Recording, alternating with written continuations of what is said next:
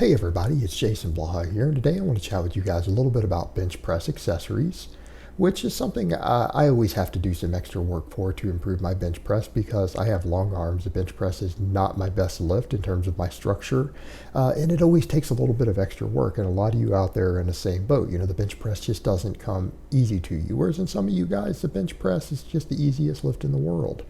So the first thing we need to talk about, though, before accessories, make sure that you're actually on a good bench program, that you're gaining muscle, that you're gaining weight, things like that. You should be able to get to a 2 plate per side, which is like a 225-pound bench or like a 100-kilo bench, 4 reps, by doing nothing more than bench pressing with a proper linear progression program. Now, there's going to be exceptions to that, but I'm talking about the majority of you out there. So the first thing that you need to look at is make sure that you're actually bench pressing with enough volume and enough frequency with an actual plan to help you get better at it. All right, that's first and foremost, because if you're not doing that, then best of luck to you. Best of luck to you. But you should be able to get to at least that 2 plate per side bench without any real accessory movements. Again, unless you just have a frame that prevents you from doing so. So as far as accessories go, the first accessory that I want to talk about with you guys is the standing barbell press, the strict standing barbell press. Now I have videos explaining how to perform this lift for at least for my Novice 2.0 program. So if you guys want to see that, you can go watch that video. I have a whole playlist dedicated to that. But the barbell bench press. Now I treat this as a primary exercise, but it absolutely is an accessory movement for the bench press because it is a tremendous builder of the entire shoulder girdle, the triceps, the upper chest, all of those things. And it teaches you how to drive through your legs and core while doing so. Now, what comes up a lot, people will say, well, what about a push press? Isn't it better? I would argue no. I would argue no. And the reason for it, sure, it might help overload your triceps a little bit, particularly on the eccentric, but the strict press tends to give you more strength out of the bottom. It requires you to use a little more chest. It requires you to get a little bit more explosiveness out of the bottom, which is going to carry over better to your raw bench press. So the strict press is a much, much better exercise. And for most of you out there, I'm going to say you need to be programming the strict press anyways. And you're going to find a lot of coaches out there who agree on this. I've seen various coaches out there, guys who have legit 500 plus pound benches themselves, who I've seen the question asked to them of, hey, how do you feel about the strict press versus the push press? They'll say the strict press. And a lot of them are torn between whether they think the incline bench or the standing barbell press is the better accessory. And I think most of them will say it depends upon the person. But I tend to lean in the direction of the press because I think it should be trained as a primary exercise and it will actually carry over very, very well to your flat bench. So it's already an exercise you should be doing that will improve your bench press in and of itself. So I included it first purely for that reason, and in addition to the fact that if your triceps or your delts are a lagging muscle, it will most likely help there. Now the first assistance exercise that I'm going to list is going to be the floor press. Now some people are going to say, what's the difference between an assistance and an accessory movement? In short, an assistance exercise is an exercise that has direct movement pattern carryover. So an exercise that shares such a similar bar path that if you get stronger at it, you automatically see direct carryover to the primary exercise instead of purely hypertrophying muscles involved. So in other words, if it's just trying to thicken up or grow muscles involved with no actual carryover in terms of movement patterns, it's going to be an accessory movement, whereas in an assistance movement is a similar movement so that the motor unit learning will carry over, right? So some of the skills you learn as far as the movement pattern will carry over. I like the floor press personally for guys like me who have a really thick chest, and particularly once you have good back development because it isn't that much of a partial anymore. In my case, my natural range of motion, it stops about 1 inch short of my chest, but I can also arch a little bit and reach up and touch the chest if I need to as well. The floor press is really fantastic if, again, you have enough back that you can get your chest more involved. If you really struggle near the bottom as far as just getting pop going. In other words, if your pecs seem to be a limiting factor, you really struggle to recruit your chest heavily on the bench, like you bench press and you don't ever feel it in your chest even with a pause bench, the floor press can be absolutely fantastic for that. Again, it's a favorite among many, many lifters for this purpose. And you're even going to see that some of the data that guys like Brett Contreras has put out shows that the floor press seems to, in some of his data, be superior to the bench press itself, even for pectoral recruitment. And a lot of it has to do with the fact that you are forced to press from a dead stop. There's no way to use leg drive, there's no way to use extra bounce. You just have to use pure pectoral to get the weight moving. Now, for some people, the floor press is going to be a half rep or less, and it's going to have to do with maybe having a small rib cage, in addition to the fact that maybe your back is underdeveloped.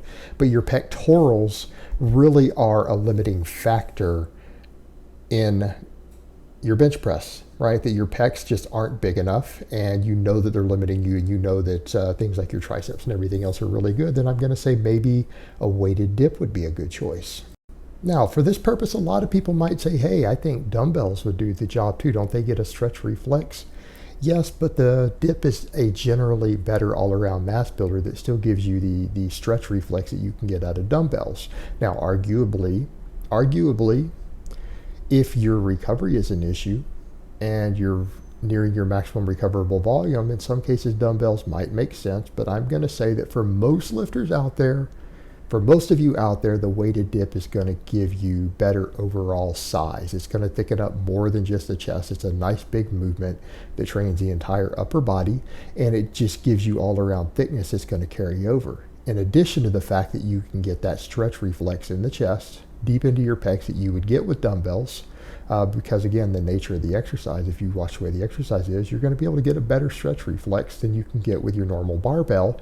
And again, if your pecs are lagging and maybe the floor press isn't allowing you to get the range of motion that you personally need, you could opt for the dips just to increase pectoral thickness, improve that stretch reflex at the bottom, and maybe work the chest in a way that you're not working it with the other movements, so that you can, again, get stronger out of the bottom of the bench press. Now, there are power lifters and other lifters who feel the dips don't carry over that well, and a lot of it has to do with the vastly different movement pattern, hand patterns. But I will say that if your pecs really seem to be limiting your bench press, particularly out of the bottom, I think the weighted dip is a fantastic exercise for thickening them up. And remember, a bigger muscle is a stronger muscle. So if a bunch of higher volume dips make your pecs grow, you're weak out at the bottom of the bench press, it will very likely help.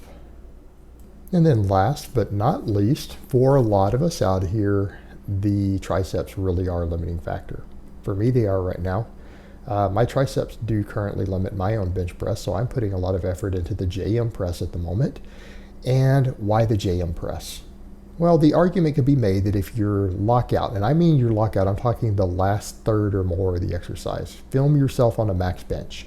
And if the bar isn't slowing down until the last third, it probably isn't your triceps. You just need to get stronger overall. You need a stronger chest, everything else. But if you're noticing that your bar slows near the top, that is indicative that your triceps may be a limiting factor.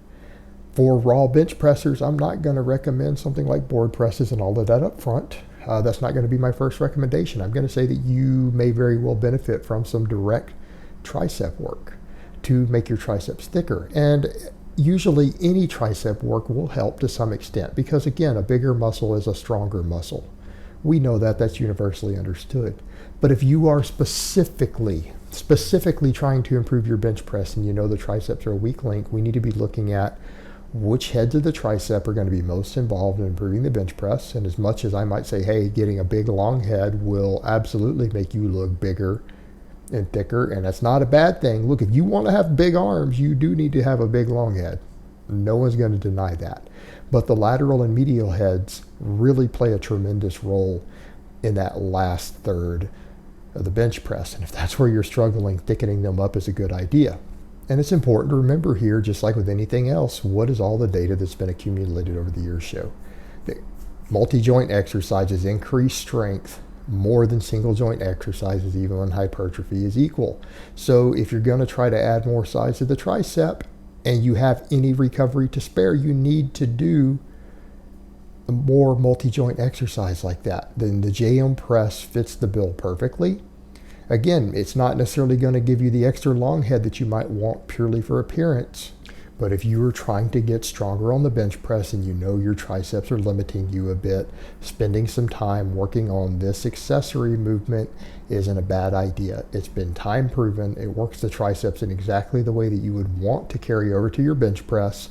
And it, again, many world-class level bench pressers, both raw and equipped, but the main thing is a lot of raw ones too, utilize this and absolutely notice a direct carryover as far as the tricep thickness that they add from it carrying over their bench press. And it makes sense from a biomechanics perspective. So I wanted to include it last, that if you really feel like your triceps are a weak link, that they're absolutely a weak link on the bench press, and you need to pick a tricep movement to work on it, the JM press is a solid choice. I'm not saying it's the only choice. There are other really good ones, but I think for a lot of you out there that you're going to find it to be one of the better ones. All right, guys, but that's really all I have to say on that today. I hope it's been informative, and I will talk to you guys next time.